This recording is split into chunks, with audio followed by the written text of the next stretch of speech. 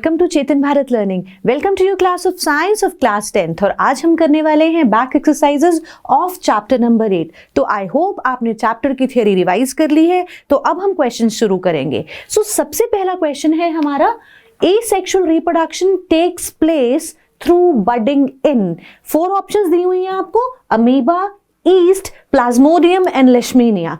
तो किसमें asexual reproduction होती है और वो भी थ्रू बडिंग। तो रिमेंबर, अमीबा में हमने क्या देखा था, अमीबा में होती है fission, binary fission, right.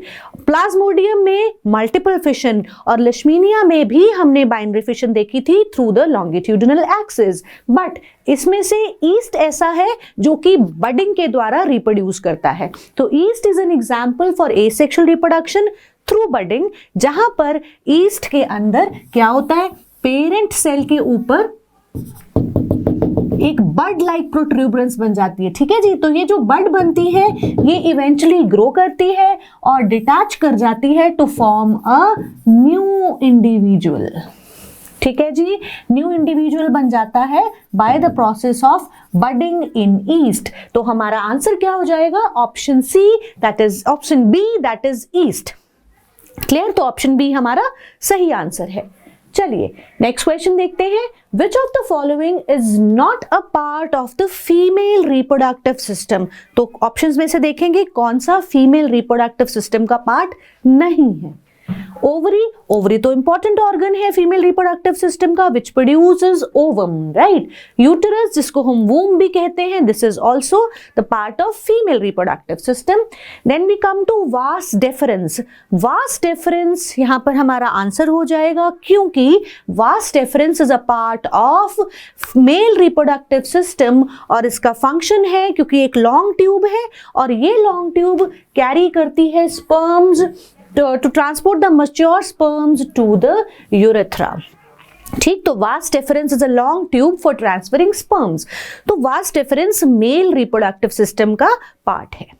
Clear. चलो हम नेक्स्ट क्वेश्चन देखेंगे। The anther contains. अब एंथर अगर याद हो, हमें मालूम है male reproductive part of a flower, anther filament के ऊपर, और इस एंथर के अंदर क्या होते हैं, sepals no, ovules no, pistil बिल्कुल नहीं। This anther contains pollen grains which are the male gametes. तो हमारा आंसर हो जाएगा option D, pollen grains. Clear. चलिए नेक्स्ट क्वेश्चन देखेंगे। What are the advantages of sexual reproduction over asexual reproduction. Sexual reproduction हम advantages क्यों कहते हैं, क्या फायदे हैं उसके जब हम उसे कंपेयर करेंगे एसेक्सुअल से। अब एसेक्सुअल रिप्रोडक्शन क्या था, याद करो। एसेक्सुअल मतलब a single parent is involved, a single sex is involved. तो वहां पर वेरिएशन आने के चांसेस नहीं है, राइट। बट सेक्सुअल रिप्रोडक्शन में 2 पेरेंट्स इन्वॉल्व हैं, तो वहां आती है वेरिएशन, और ये वेरिएशन हेल्प करती है किसी भी ऑर्गेनिज्म को सरवाइव करने के लिए in the changing environment. So sexual reproduction is considered superior over asexual reproduction as it brings about variations. बदलाव लाता है अगली जनरेशन में, इन द प्रोजेनी, जो नेक्स्ट जनरेशन है। These variations allow organisms to live in diverse habitats। भिन्न भिन्न तरह के हैबिटेट्स में रहने के लिए इन वेरिएशंस की बहुत आवश्यकता है। So they allow the organisms to survive in diverse habitats with the help of adaptations। So adapt करने के लिए हमें changes चाहिए, और changes मतलब हमें variations चाहिए, और वो variations आएंगी sexual reproduction से। On the other hand, asexual reproduction, हालांकि asexual reproduction faster mode of reproduction है, but it does not bring about variations in the progeny। next generation में variations नहीं आती। तो मेजर जो एडवांटेज है सेक्सुअल रिप्रोडक्शन का over asexual reproduction is the variations. Clear. चलिए क्वेश्चन नंबर 5 देखेंगे। What are the functions perform by testis in human beings. तो हमें याद है टेस्टिस क्या है, मेल रिप्रोडक्टिव सिस्टम का पार्ट, और टेस्टिस का मेजर फंक्शन है formation of the male germ cells, male sex cells called as sperms.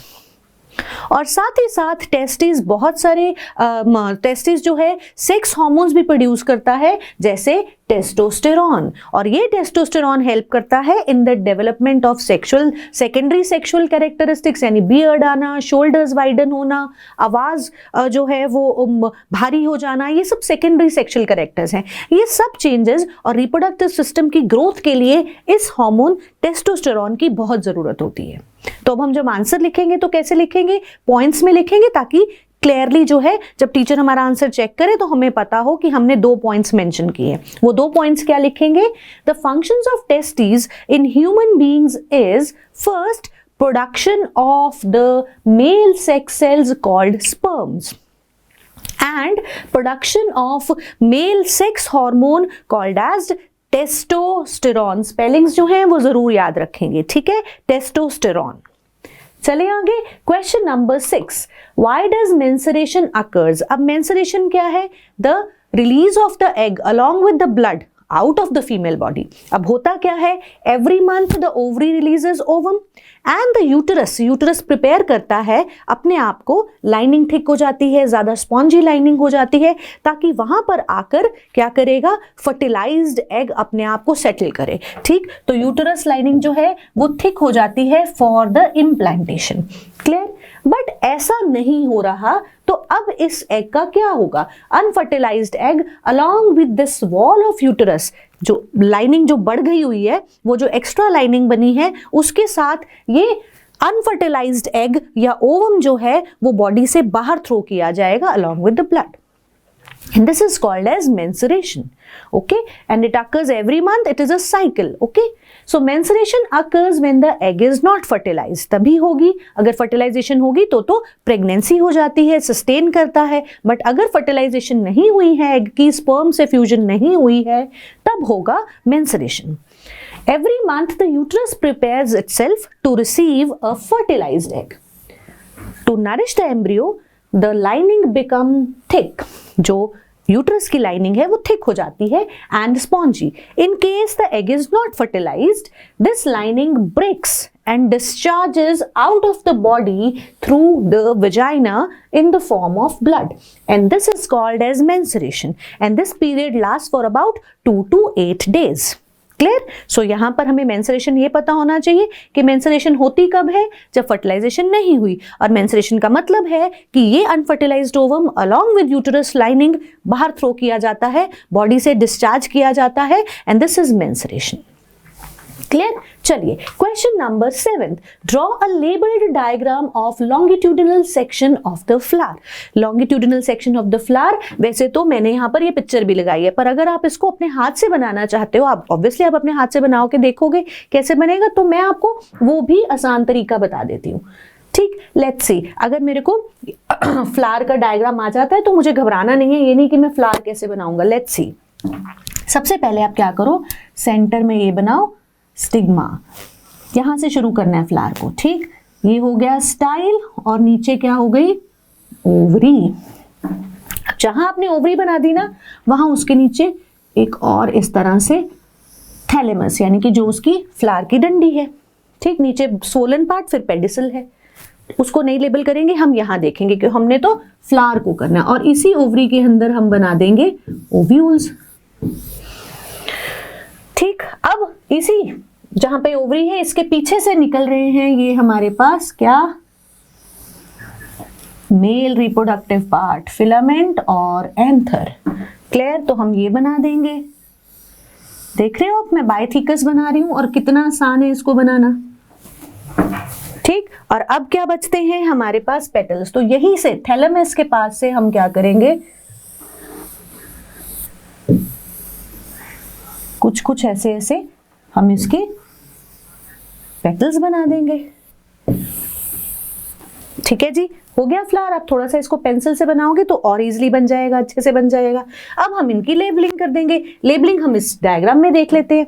ठीक, तो बनाना बहुत आसान है, ध्यान रखेंगे। स्टिग्मा, स्टाइल, ओवरी, और ओवरी के अंदर ओव्यूल, ये बन जाता है फीमेल पार्ट, जिसको हम बोलते हैं पिस्टल। पेटल्स कलरफुल हैं, उसके बाद है हमारे फिलामेंट्स, और फिलामेंट के ऊपर एंथर, जो कि बनता है stamen, the male reproductive part of the flower. नीचे हम बना देंगे ग्रीन कलर के यहाँ पे sepals and then there is the stem. है ना आसान? तो बहुत आसानी से शुरू करेंगे। स्टिग्मा स्टाइल ओवरी, फिर बनाएंगे हम एंथर्स, पीछे बैकग्राउंड में पेटल्स बना देंगे, देन देयर इज सेपल्स। तो मेल रिप्रोडक्टिव पार्ट बताना बहुत जरूरी है, इसमें लेबल करना, फीमेल रिप्रोडक्टिव पार्ट लेबल करना बहुत जरूरी है। चलिए नेक्स्ट क्वेश्चन देखते हैं। नेक्स्ट है हमारा question number 8 which is what are the different methods of contraception. So contraception का मतलब ही है कि हम कंसेप्शन को यानी कि कंसीविंग को रोके, कैसे हम प्रेगनेंसी को अवॉइड कर सकते हैं। तो उसके लिए डिफरेंट मेथड्स पढ़े थे हमने। सबसे पहला method and the most important commonly used method is using barriers. Mechanical barriers use किए जाते हैं such as condoms and diaphragms. So the physical devices such as condoms and diaphragms are used. These are physical barriers क्योंकि ये physically contact में आने नहीं देते the sperm and the ovum. So it prevents the sperm from meeting the egg, इसलिए ये कहलाते हैं फिजिकल बैरियर्स भी लिख सकते हैं इसको, बैरियर मेथड्स भी लिख सकते हैं। नेक्स्ट इंपॉर्टेंट कॉन्ट्रासेप्शन मेथड होता है हार्मोनल मेथड्स, जहां पर पिल्स के रूप में केमिकल्स या हार्मोन्स लिए जाते हैं ताकि हम हार्मोन इम्बैलेंस कर दें, ताकि प्रेगनेंसी ना हो। The sperms do not fuse with the ovum और द एग। Clear? तो hormonal methods contain hormonal preparations in the form of pills which prevent the release of ovum or meeting of the ovum with sperm. Clear? चलिए next है हमारे पास इसी method में chemical methods. Chemical methods में apart from these oral pills कुछ vaginal pills भी आती हैं और कुछ आते हैं स्पर्मिसाइड्स, यानी कि ऐसे केमिकल्स जो कि स्पर्म को किल करेंगे। इसका भी इस्तेमाल किया जाता है for the chemical methods of contraception. Clear?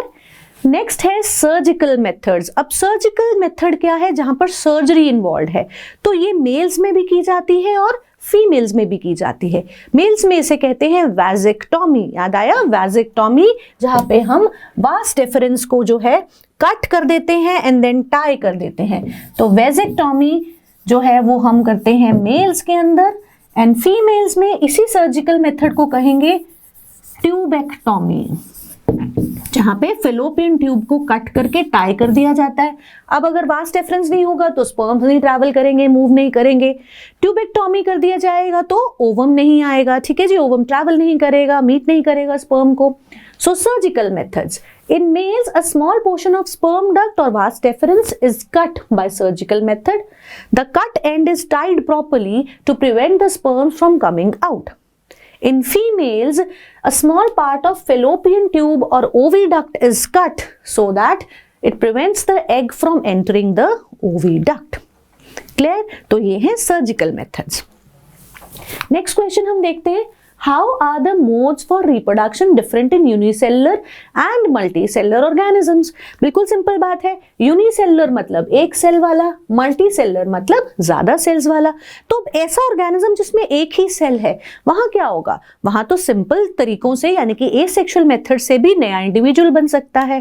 But when it comes to multicellular organisms like us the human beings, तो वहां पर कॉम्प्लिकेटेड मेथड्स ऑफ रिप्रोडक्शन है, generally sexual methods of reproduction है। ठीक, हालांकि कुछ लोअर मल्टीसेलुलर्स में एसेक्सुअल भी है, but as the number of cells is more, so there are complicated methods such as sexual reproduction by different methods.